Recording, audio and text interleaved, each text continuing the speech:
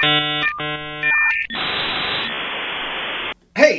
what's up, AKAPADers? Welcome back to some of that 9 o'clock heat. Guys, so if you're new to the channel, we do comic book commentary earlier in the day, and then at night, we bring the heat. And a lot of the heat is, I don't know, like hot takes, reaction videos, or me just speaking my mind. And that's what the AKAPAD Army is all about. If you love pop culture, if you love comics, movies, entertainment, creators, all that stuff, on this channel, we're an island. I speak my mind. I'm not compromised.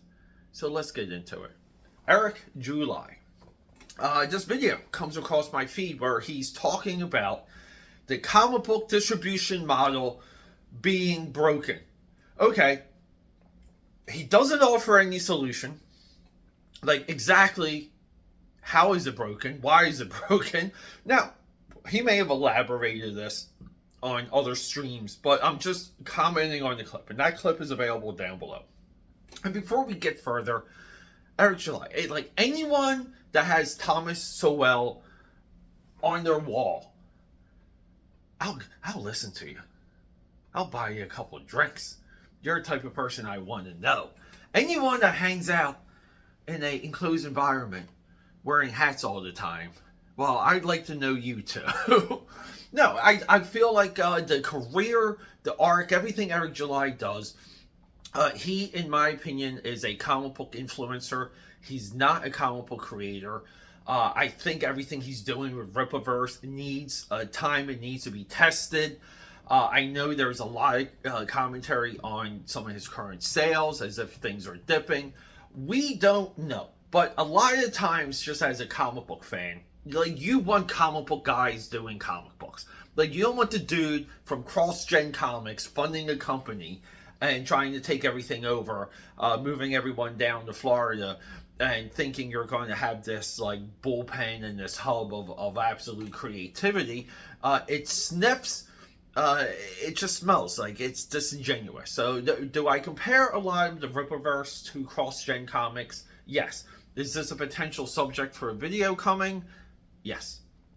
But anyway, so this distribution model in this video that Erik July is commenting on, he's talking to us from a article. I believe it's a Colorado retailer, and he basically says, like, we've been trying to source our books direct. And Erik July, he goes all in on this statement. He goes, "That's me. Like, you can get my Rippaverse books direct." And it's a great idea that so many young creators, so many young companies, they fall in love with this idea. And it's a parallel economy. A lot of this is what Erik July dictates. The only industry, and it's the video game industry, that I really feel like had one type of product and developed a superior type of product because of technology and what was available, and just basically internet infrastructure, essentially, developed a parallel economy below what they were selling and developing. Meaning, when video games went streaming, when video games had their micro purchases, and if you wanted like a helmet for your little guy, you would have to buy it or have to play for experience points.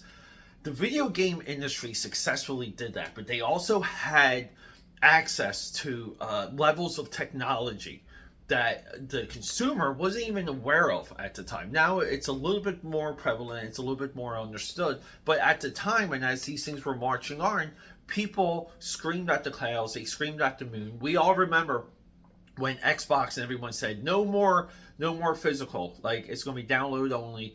And they had to pull that back. But now we're pretty much there, like 10, 12 years after Xbox One, I believe they made that announcement on.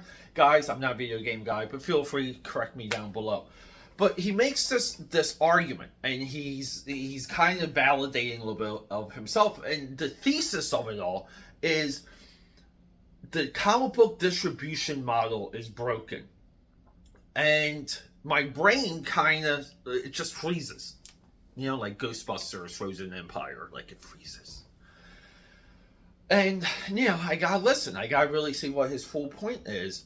if there's a solution, how he's looking at what he's observing, is there data connected, and all these other things. In the comic book world, in the comic book industry, we don't have a lot of data. What we have is institutional knowledge.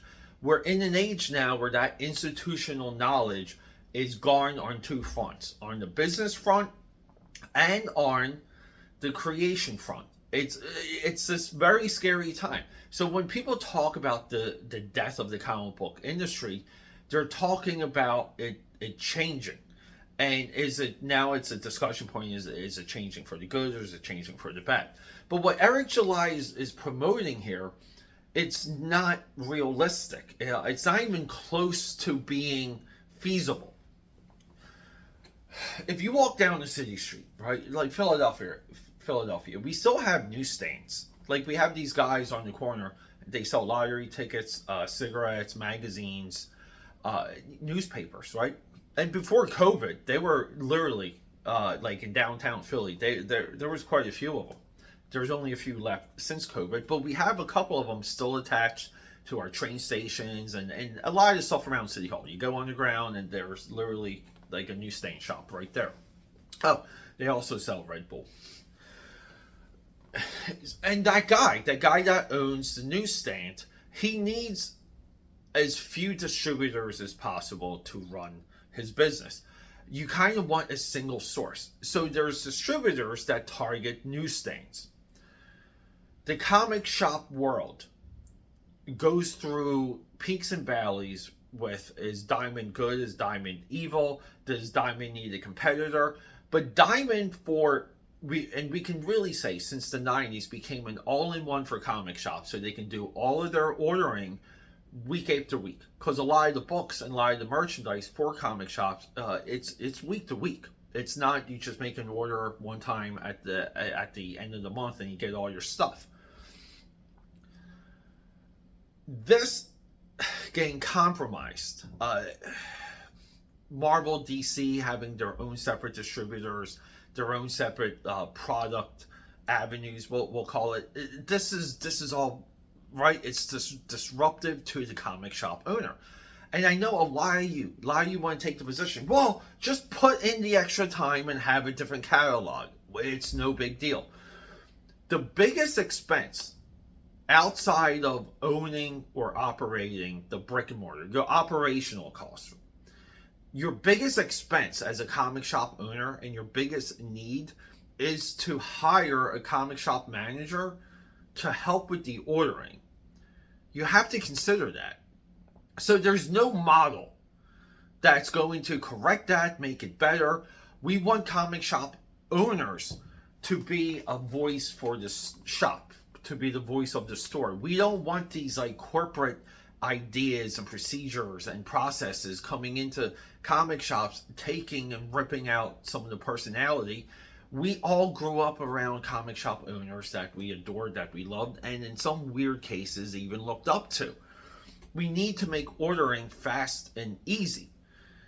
That's the argument. How do we take the pressure off of ordering, and can we introduce technology, analytics, and data to do that?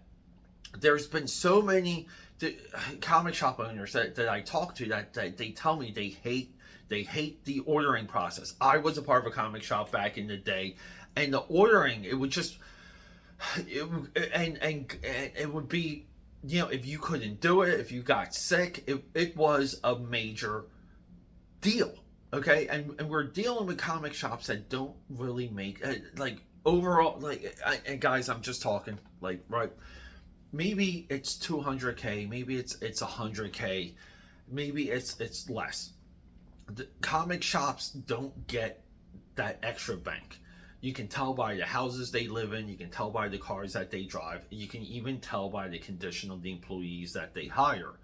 It's far different than, for example, if you went into a Tower Records and you see someone with the lanyard, the perfectly tucked in polo, the logo, and guess what? They're looking and they're way more happier than anyone you've ever met in a comic shop, but RIP Tower Records. I'm sure you guys see my point. This idea that we can just magically will something that is counter to the behaviors of the industry that we're trying to penetrate, and that's what Rippaverse is trying to do. And if it's a parallel economy, it needs to answer all of those questions. So a lot of this talking point, it's mute. It kind of falls flat. What I would like to see is a full exploration of it. I would like to see the Rippaverse open up a comic shop and prove it. Prove that the distribution model is broken and this is the new model. You have to prove that. You have to put the time and the money into it to know if it's a good bet or a bad bet. I hate to say it, but the commentary community around comics fails on this point, and it's a pretty major point.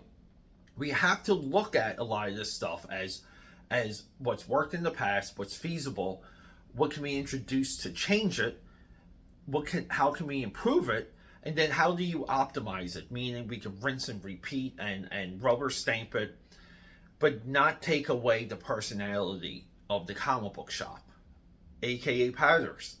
It's a tough one, and in no way is this am I jumping down the throat of Erik July. I'm just addressing this point. We gotta be clear on that, guys. All right, aka Pat here. I love you.